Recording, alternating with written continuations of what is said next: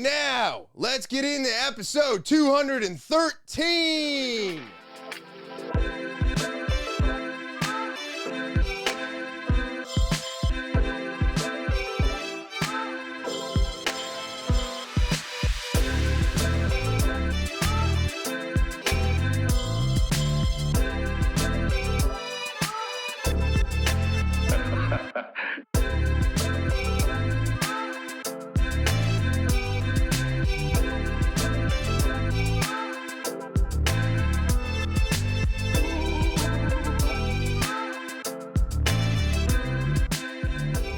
What is happening, TwT fans? It is so good to be back on this May 2nd, 2024, and I'm so glad to see so many of you coming back for more. Before I get into anything today, let's just start off the way I always do by saying thank you. Thank you to all my subscribers. Thank you for everything that you do, and keep sharing, rating, and giving a thumbs up and making friends in the comments. That's what helps the podcast grow, so continue doing that. And if you're new, popping by, checking it out, or maybe somebody sent you the link tree, remember to hit that subscribe button. It's the most important thing you can do for me and the podcast, so go ahead and be doing that. Also, give a thumbs up for all my guests, and leave or make friends in the comments. All right? If you want your opportunity to be a guest on the podcast, or you want to tell your story, maybe there's a story that needs to be heard, talkinwithtopher at gmail.com. That's talkinwithtopher at gmail.com. Go ahead and send your email over to the official email of the podcast. Make sure you send a audio, video, or type it out, but you got to send that over to talkinwithtopher at gmail.com. And then, of course, don't forget about the link tree. It's in the description below the video, and go ahead and click that. You'll find everything TwT. It's just that easy, and now it's just that easy to share the podcast with everybody. Copy the link and share it with everybody you know. All right, and now with that all out of the way, let's get into today's podcast. How is everybody doing out there? I have been having... Life just has a way of always just kicking me in the teeth. I don't know if you feel the same way. I feel like every time I fix something, and then there's something else to fix, right? And then whatever I fixed, the person that comes in to fix the other thing ruins the thing I just fixed, you know? And to give some context to this, I just had my driveway done back in October. I'm having my house painted, and the guy power washing my house dragged his power washer all over the driveway. Now, I'm not saying anything bad about the company itself, because they are going to fix or pay for their damages. But it's not the point. The point is, why is it so difficult for anybody to recognize what they're doing? Why is it so hard to be cautious or wary of somebody else's property, right? And I don't understand, because I'm like, hey, you know, this my driveway is scratched and gouged. Brand new, right? I should be the one that gets to damage my driveway, not you. And he was like, oh, well, I guess the wheels fell off the power washer. Oh, okay. So he just dragged it instead. And I'm just like, what the ever living? You know, it's just like the guys who did the siding on the garage after the guys repaired and put the garage door in. The guys doing the siding made it so that the garage door doesn't work properly, right? And then they fixed it, and now it's a little wonky. So it's like I have all these things that are supposed to be really nice and enjoyable.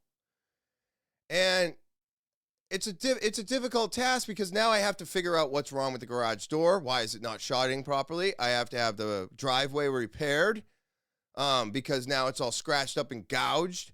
And then my LG TV, the connection on the back is now becoming faulty and malfunctioning. It's a brand new TV. And what do you have to do now? You have to call LG. You have to give them the name and everything and go through the whole thing. And then they might send me a new one. They might send out a repairman, or they might not do anything at all. For a monitor, for a TV that I just purchased a month ago is now having a failure in the HDMI. And of course, there's 3 different HDMIs. I understand that. 2 of them are not for deep coloring or something. So I lose half of the effects that my computer is supposed to give me through visual, right? Or through the screen. And I was like, well, I don't want that. So I'm trying to make the original connection work. And it looks like I got it to become stable. But I'm just like, why? Why do I have to fix my driveway now? Why do I have to fix this? Why do I have to replace my TV? Why can't we just have nice things, right? And I'm going over this because it makes me angry. And the reason that I wanted to talk about things that make me angry today is because I believe anger can be treated like an addiction. I think anger is an addiction. I think my anger issue was the simple fact that I have a really hard time, or maybe let me rephrase that. I was realizing that my anger was very easy to succumb to. It was an easy feeling for me to go to when things aren't going right. It is something that I've been working on very hard, very, very much, a lot during the last 7.5 years of being off of alcohol. And being off of alcohol allowed me to realize my anger issue was definitely a problem, but it also allowed me to realize that I need to work on it. But then I heard somebody say that anger, actually, if you treat it like an addiction, is easier to deal with. It's easier to kick when you think of anger as an addiction instead of just an emotion. So I don't know, man. I am just so angry. I have to look at those scratches. They're right at my front steps, all along the driveway. I mean, the guy went from this corner all the way around, all the way down the driveway, and it's just every 5-10 feet, it's just scratches and gouges. And I'm just like, I'm trying to not feed into my anger. I sent pictures. I already got really upset about the situation. I already let him know what the driveway cost, and he said he's going to do everything to make it right. I'm going to allow him to do that, but man, when I see them on Monday, I just want to yell and scream and just be so angry about it. But then I would just be feeding into another addiction. If I look at anger as an addiction, I'm feeding another one. And it's just really tough, but we have to keep pushing forward, no matter what we do or how we do it. If it goes right, it's great. If it goes wrong, it sucks. But you have to be able to collectively look at all of it and go, okay, it's a small issue. I can fix this issue. This issue can be fixed. This thing can be fixed. That can be fixed. The TV can be fixed. It can all be fixed. The problem is that it takes time. It really sucks because, you were already done, right? You were already done. And if you're already done, you don't want to continue working on something that you thought you were done with. I thought I was done in the computer room, right? I thought I was done with the podcast room, and now I got to deal with LG. I thought I was done with my driveway, and we were just going to have it sealed in, I don't know, October or something. But now they're going to have to come and do small repairs and then seal it. The critter guard that I fought with Sunrun, and they did such a shit job on it, and I hate the way it looks. Failed. I ended up pulling a nest out this big. And some of you are going to get sad, but there was eggs in there, and they all got smashed. And if I could have, I would have strangled each one of those birds.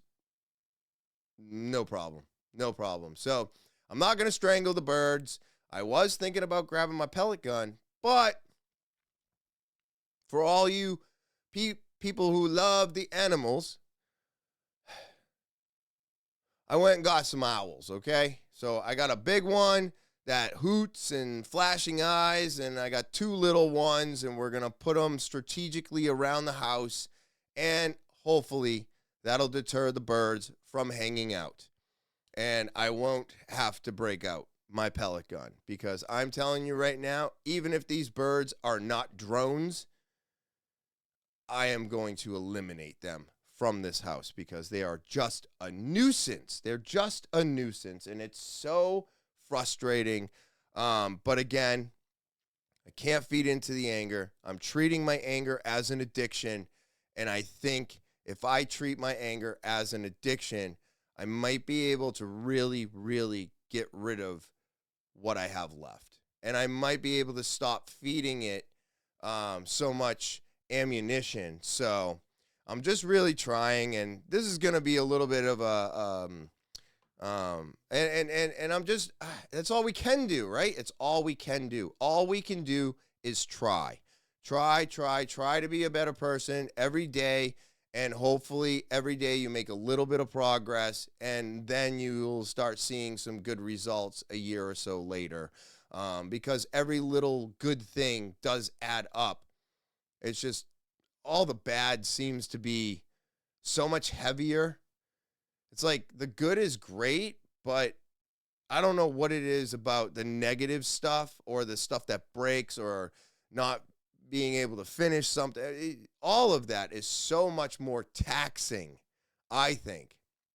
And it makes me tired, and it makes me want to give up, and it makes me want to not have nice things and stop doing repairs, because what's the point if it just keeps breaking? Or if people just keep breaking it because it's not their property, so they don't care. They're here for a job. They're going to get their job done, and that's it. Well, guess what? When you're doing a job at somebody's house, what you don't care about, they probably care deeply about. And I'm sorry, but if you are in the business of construction or repairs, shouldn't you have a better idea about what's going on? Hey, this driveway looks really black and flat and clean. It might be new. I should probably be careful around it, you know? Or anything. You know, hey, it looks like this garage just got all rebuilt. You know, maybe we should be a little bit more cautious when we're doing the work around a door, you know? But I don't think anybody thinks that way. They have one-tracked minds. And their one track was, well, I got to get in here and I got to side this thing.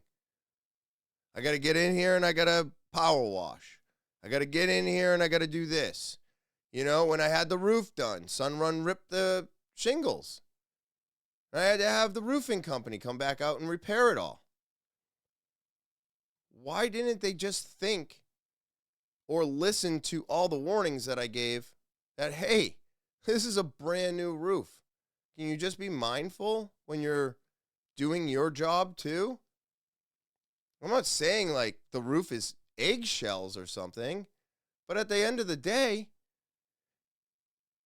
it's my money. I'm paying you to do a job, and you don't have the right to cause damage to my property while you're trying to get a job done and cost me more money. So we'll see how this all pans out. Of course, I'll keep you in the loop. We got another couple weeks before the house is finalized and painted. So I am excited, but you know, all these little repairs and the nuisance of the birds and you know, everything else that's going on is feeding my addiction, which I am now calling anger. But we're going to take a quick break so you can hear from my sponsor, and I'll be right back. This May, Slow Down Clothing is your one-stop shop for all the latest tattoo-inspired styles. At slowdownclothing.bigcartel.com, we offer a wide range of products to keep you stylish all year round. And here's the best part. When you use the promo code TOPHER at checkout, you'll get an extra 10% off your entire purchase. That's right. You can save big while adding some fabulous pieces to your wardrobe. Our collection is always expanding with fresh new styles, so you'll never run out of options to express your style. Looking for unique t-shirts that make a statement? We've got you covered with our tattooed inspired designs. And don't forget, we also have a great selection of kids' clothes for the little ones, along with the skateboard gear for all the skaters out there. Ladies, we've got you covered too. Check out our trendy leggings that will elevate your everyday look. And for all the seasons out there, we have something for all of them. That's right. Whether you need a cozy winter wear, fresh spring styles, or breezy summer outfit, Slow Down Clothing has it all. So don't miss out on the chance to elevate your wardrobe with Slow Down Clothing. Visit slowdownclothing.bigcartel.com today. And don't forget to use the promo code TOPHER for that exclusive 10% discount off your entire purchase. Slow down, shop smart, and stay stylish with Slow Down Clothing. All right, and I'm back, and it looks like the monitor's holding up, so we're going to get into some Topher's topics. So my first one here is Harvey Weinstein. Harvey motherfucking Weinstein's back, everybody. All right, I'm going to put this out here right now. You want to be on a podcast, Harvey? Let's go. Come to New Hampshire and sit down with me. I can't believe that they overturned the rape conviction. They literally got rid of it. They got rid of it, everybody. This is insane. And, I mean, I guess Tim Dillon said it best, where, you know, movies are going to get great again, right? Because they've been shit. They've been shit. They've been shit. And I think Tim Dillon might be onto something. Maybe Harvey Weinstein was a good movie maker. But I'm telling you right now, he can come on my podcast. I do not give a shit.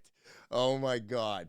But yeah, let's check out this video and see what they say about this shit. Tonight, a stunning blow to the case that sparked the Me Too movement. Disgraced movie mogul Harvey Weinstein had his felony sex crime convictions overturned today by New York's highest court. CBS's Jerika Duncan has been covering the story since the scandal broke in 2017, and a warning: some of the details are disturbing. Tonight, disgraced former Hollywood producer Harvey Weinstein remains behind bars after a New York appeals court ruled he did not receive a fair trial. Weinstein's attorney, Arthur Aidala. This was a case about perversion. Well, in that courthouse at trial, the laws were perverted because there was so much pressure, because Harvey was the face of this movement, that he had to be convicted. The court found that in 2020, the judge, quote, erroneously admitted testimony by allowing women who were not part of the case to testify that Weinstein had assaulted them. CBS News legal analyst Ricky Kleeman. He would get a more fair trial, according to the Court of Appeals, because these other prior bad act witnesses will be excluded. The decision comes more than 4 years after the 72-year-old was found guilty and sentenced to 23 years in prison for sexually assaulting 2 women. Lauren Savan, who never testified in court, says in 2007, Weinstein masturbated in front of her at a dinner party. Do you think overturning Harvey Weinstein's conviction has an impact on whether or not people who say they've been sexually assaulted decide to speak out? It will 100% have a chilling effect on victims coming forward. I mean, think about it. Think about how hard it is to come forward in the first place. You know, whether or not you're even believed. The New York District Attorney plans to retry the case, but keep in mind Harvey Weinstein faces a 16-year sentence in California for sexual assault. His attorneys say they want to look at that case too. Holy shit, everybody. So, and there was another update. That piece of shit is in the hospital right now. So I don't know. I don't know if this is just such is it a conundrum or is this a debacle? I don't know, but this is crazy. This is absolutely crazy. So because now, why would the court allow people to testify if they weren't involved in the court case? Why did our court system allow this to get to the point where they could appeal and overturn this, right? How did you allow it to get to that point where everybody can look at all the evidence and everything thrown at him and be like, well, they weren't really involved in the case, but they testified. So this is, it's a mistrial, I guess, is what you could call it. That's crazy. That's absolutely insane. The simple fact that the court allowed this to happen the way that it did, and then the lawyer is like, wait a minute, this was all wrong. This was done incorrectly. This wasn't proper. That's why it's overturned. So again, our government cannot do anything right. And again, our government only benefits these monsters. That's all I'm seeing. So again, the people are let down. The corporate monsters get whatever they want, and the court follows in their favor. Again, I mean, what do we have to do to actually be treated properly? What do we have to do for people to feel as if it's for all of us, right? Because no matter what happens, and I'm going to bring up another one, the EPA says that the lead in Flint's water is at an acceptable level. Residents still have concerns about their safety, and they should. There is going to be a documentary coming out. I'm not sure on what platform. It was on Breaking Points today. And, okay, so a new doc on Flint, Michigan exposes long-term disasters. Here, I want you to hear this. So because I want you to hear it, I'm just going to play it for you. All right, I'll put it on the mic. So it has been 10 years since the city of Flint, Michigan was poisoned with lead, and there is one journalist I know who never gave up on the story, never left the story, and has continued to break explosive news about what was an unbelievable criminal cover-up and conspiracy that did poison an entire American town. That would be Jordan Cheriton of Status Quo, and he has a new documentary coming out that tells the entire story in a way that I think has never been told before. And his channel, he has a podcast as well. It's called Status Quo. C-O-U-P. Status Quo. Brand new documentary coming out about all of this and all the kids that were born when this happened and where they're at today. A decade later, nothing is better. The people are sick. Everybody is forgotten about. And doesn't this sound familiar? Doesn't this sound like, what was that? That East Palestine in Ohio, right? I think it was Ohio. But another one, right? The train wreck and the soil being saturated in this chemical, and they didn't have to burn it, but they thought it was going to be explosive, so they burned it, and they put all the chemicals into the air, and then they realized we didn't have to burn it. It wasn't going to explode. Oops, my bad. And then, like, everybody's like, well, the fish are dying, the water's dirty, we should test the soil. And, like, they're not even testing the soil on over time, they're just like, hey, we tested the soil, it's fine, and we'll go back there in a year and we'll test it again.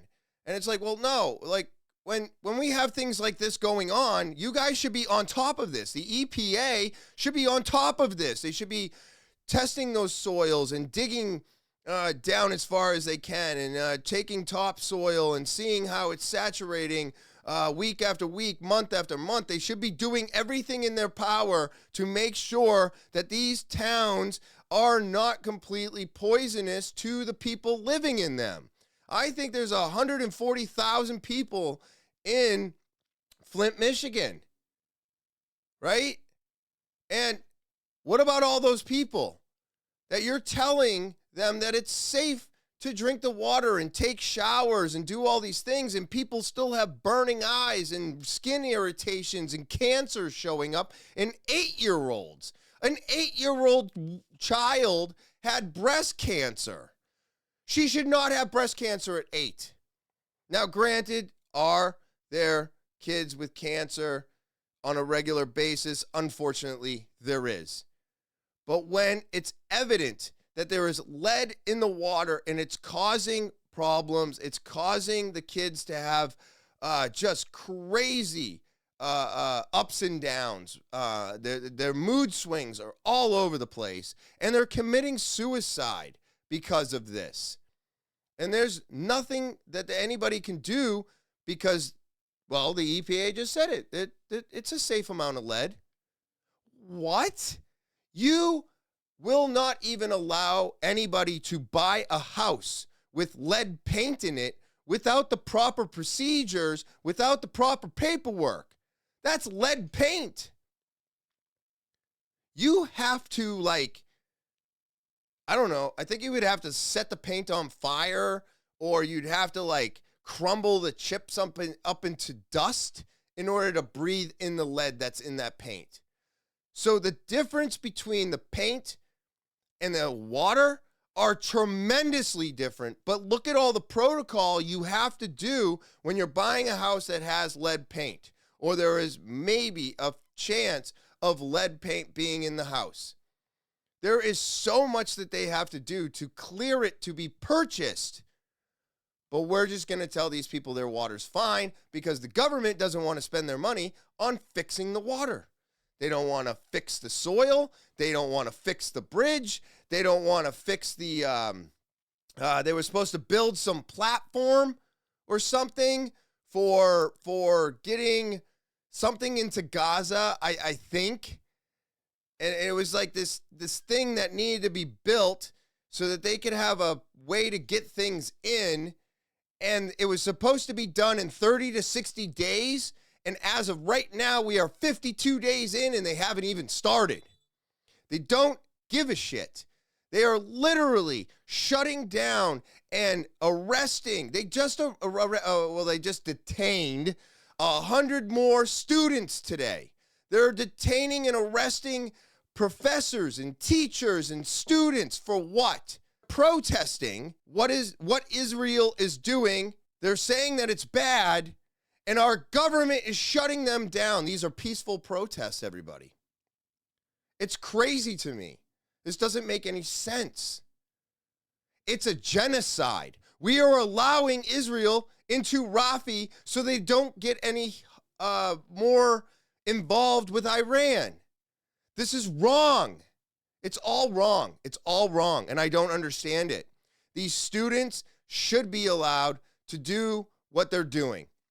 They shouldn't be arrested. They shouldn't be detained. Professors should be allowed to ask what the police are doing with the students. They are in charge of the students while they're on school property. And then you turn around and you arrest them? This is just our government fulfilling everybody else's needs except for ours. They're ignoring our First Amendment. By allowing them to shut down TikTok is going to be an issue for every platform. Mark my words. We are going to see a giant issue with this because if they shut down TikTok, They're not shutting down TikTok because they're worried about your kids' attention span. They're not shutting down TikTok because of the challenges of people getting hurt. They're not shutting down TikTok because of all the propaganda and nonsense that is being fed to your children right now, that they're calling the news, or they're calling this, or they're calling that, or they're making up more pronouns and doing that. No, they're not going to shut it down for any of that. No, they're shutting it down because the soldiers from Israel are putting up videos of them slaughtering children and women, laughing about it. And because they're posting that and people are against it and they're reposting it and they're putting it up there and they're pro-Palestine. I don't care if you're pro-Palestine, pro-Israel, pro-Iran. It doesn't matter to me. That's not what's important. What's important is they are going to find a way to limit that because it doesn't fit their narrative. And that is wrong. That is absolutely wrong. We all have eyes. We all have ears. You can't silence us anymore. We will always find a way to get our voice out there. And what you are doing for us is wrong. You need to stop feeding Israel. You need to stop feeding Ukraine. You need to stop spending our money on everybody else except for us. You really do. Because if this doesn't boil your blood, man, please tell me why it doesn't boil your blood. Because this TikTok ban that they added into this bill to give $95 billion to 3 other countries is bullshit. And because you're helping Israel, we're supposed to stand behind you. That's not how this works.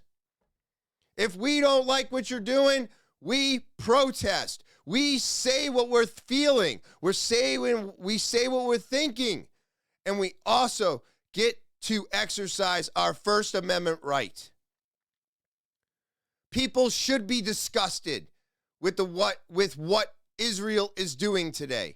They should be completely disturbed about all the little states that have had massive, massive problems because of our government, our lack of regulations, and these corporate greed monsters.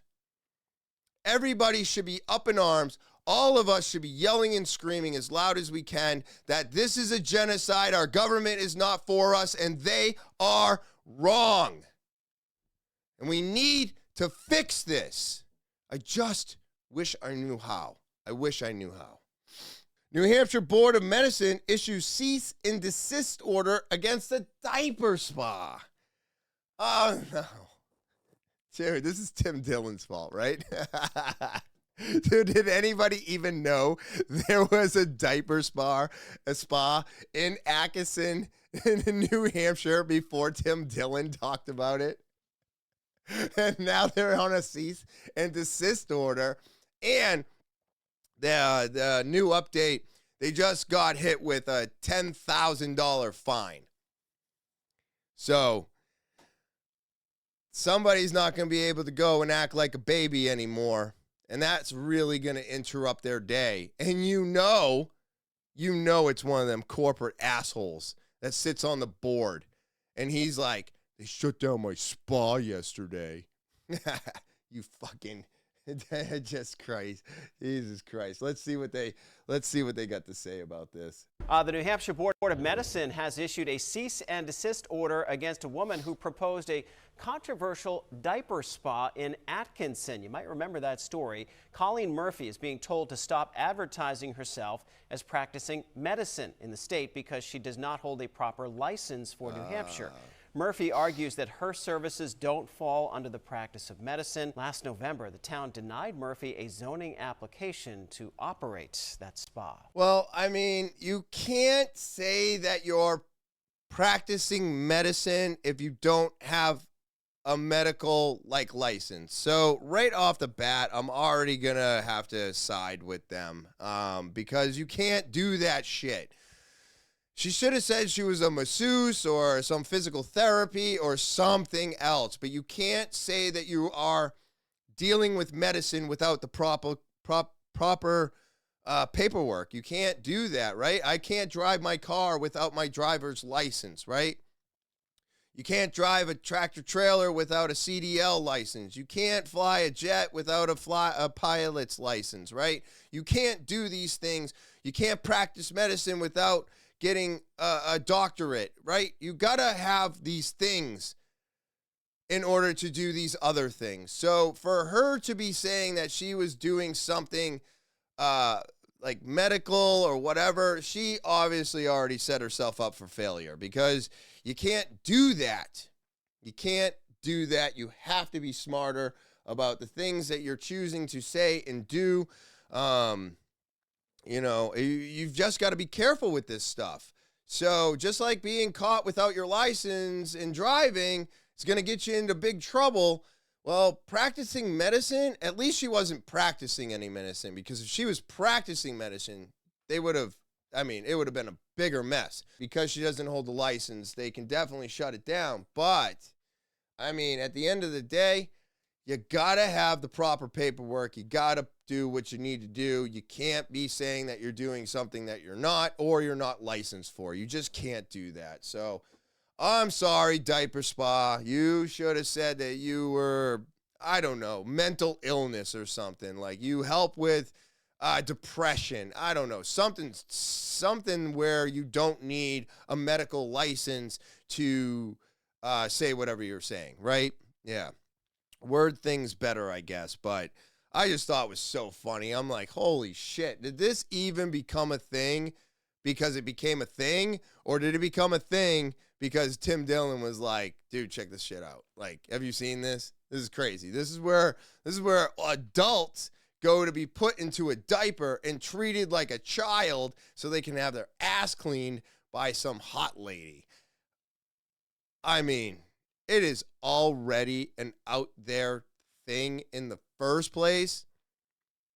But, man, I mean, hopefully she can get this resolved and everybody can go and get their diaper changed again. I'm telling you, man. It's a wild world we live in today. So, we got some robots. China has got a robot that can keep up with humans. China's S1 robot impresses with its human-like speed and precision.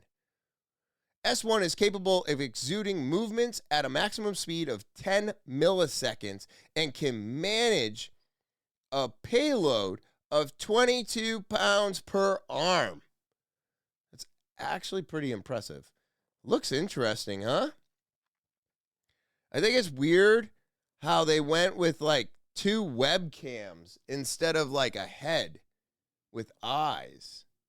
Here we go. We can watch this. Astrobot S1, the next gen AI robot, naturally yours 0426, 2024. 1x speed, no teleoperation. 0.25 speed, no teleoperation. All right, they slowed it down. I see. Ooh, what are we doing with the glasses? What? Oh, wow. Your life's revolution. What do you see? I see an orange. Okay, so this is what it sees through the camera.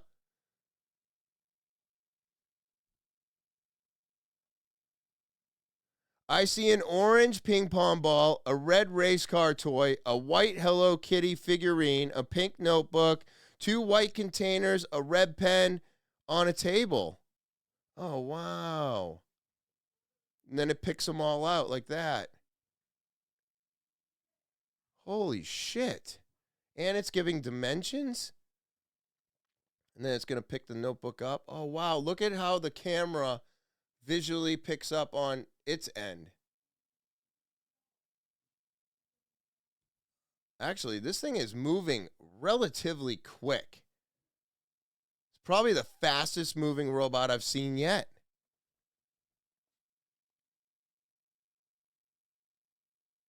What? It's peeling a cucumber and chopping peppers without taking the seeds out, though. You got to take the seeds out, don't you? Flipping toast.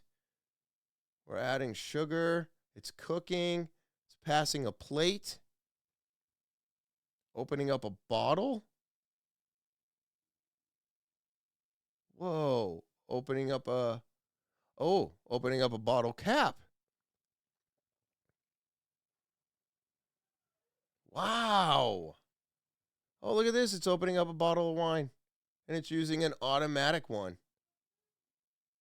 Putting it into the diffuser. Or the aerator, I guess. Ironing. Dude, this is crazy. Okay, the folding of the clothes, man, is what gets me every time. And this is probably the best job I've seen. That is actually really good. Oh, wow, we're fixing a stool that was already put together? Or you're going to pretend you put that together? Plugging shit in, turning on the light, running a vacuum cleaner. It was watering plants a moment ago. Oh, look at this. And it's going to vacuum. There it goes. Sucked up the shit. What? Just flew a paper plane into a trash can. Human-like learning skills. Keep earning fast. 10 ms, strong, 10 kilograms, precise, 0.03 millimeters. Wow, dude, this is crazy. So what can it do now? No way. Why are they wearing a mask? Boy, that irritates the shit out of me. Doesn't that irritate anybody else to still see people in masks today? Look at the movement that this thing's doing. Wow, it copied it pretty well. I'm not going to say it's like the best, but it's definitely one of the better ones. That was incredible. It's one of the best humanoids I've seen yet. So, I mean, how long has it been since I talked about the humanoids? I know me and Kevin went over the brand new one by Atlas, but, I mean, how weeks? They just have more and more of these things. More and more of them. It's absolutely insane. And you want to talk about insane? Now you can buy a flame-throwing robot dog for under $10,000, in case you were curious. So you can have this right here. You can have your little robot dog with a flamethrower now. It's only 10 grand. I mean, everybody should have one, right?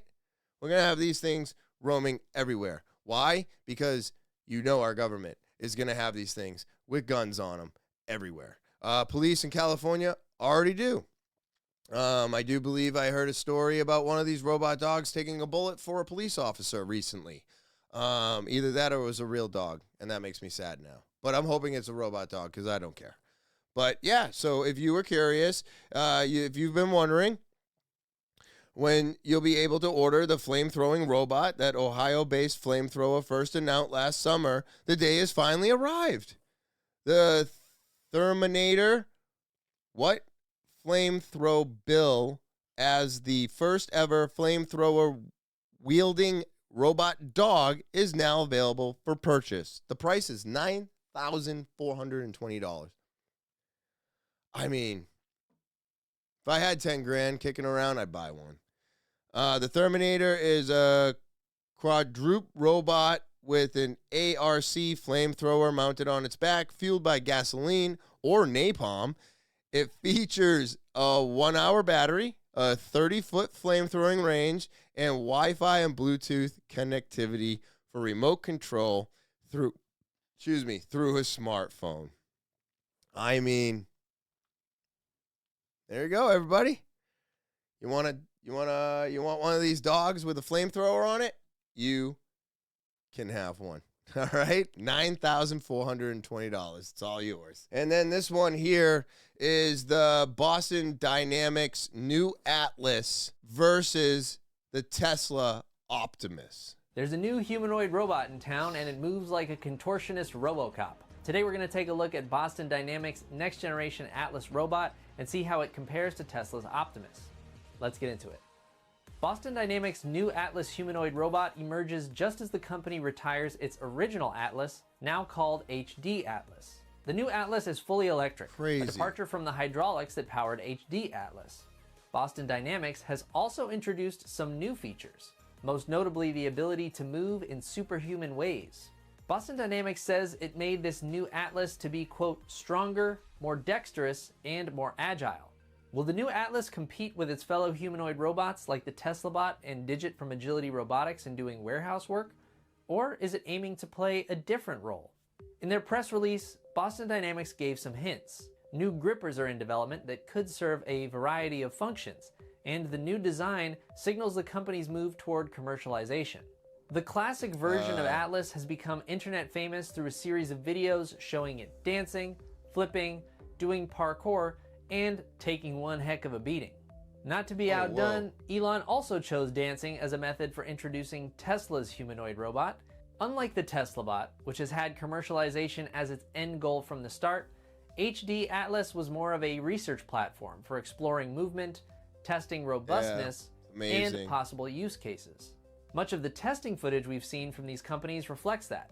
For example, TeslaBot is often shown performing various types of labor, with the occasional yoga pose thrown in, whereas Boston Dynamics promotional videos for HD Atlas tended to focus on the robot's capabilities, with the occasional work task thrown in. That being said, Boston Dynamics is certainly no newcomer to the commercial robotics field. Spot, its surveillance, patrol, and monitoring robot, has been in use doing site inspections at various facilities for several years. And now you can get them with a flamethrower. It has even been put to use by a handful of police departments around the country. Let me know how with guns on them. you feel about that down in the comments. Yeah. Stretch, another Boston Dynamics robot, has been specifically made for warehouse work. Boston Dynamics seems to be positioning the new Atlas as something that can be used alongside Spot and Stretch in warehouse settings. Spot can monitor, map, and gather data. Stretch can move large objects, and Atlas can do what Atlas does. Both Tesla and Boston Dynamics have strikingly similar visions for how and where their robots will be put to use. Tesla says Optimus is made for tasks that are, quote, unsafe, repetitive, or boring, and Boston Dynamics says its Atlas is made for tasks that are, quote, dull, dirty, and dangerous. This rolls into the overarching industry-wide sales pitch that says robots aren't here to take your jobs. They're here to augment people or to do the jobs that most people don't want.